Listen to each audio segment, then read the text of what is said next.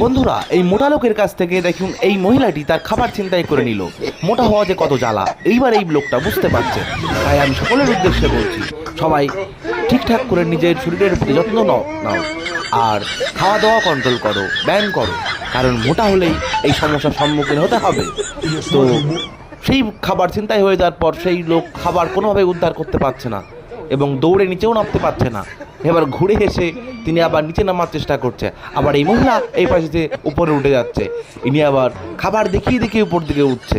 মোটা লোকটা কি করে বুঝতে পারছে না, হাত বাড়িয়েও হাতে পেল না।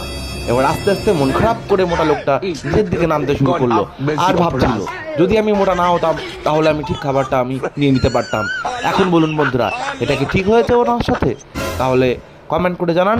আর অবশ্যই আপনারা যদি ভগবান বিশ্বাসী হন তাহলে অবশ্যই ভিডিওটাকে সাবস্ক্রাইব করুন এবং একটা লাইক করে আমার সঙ্গে থাকুন। আর অন্যান্য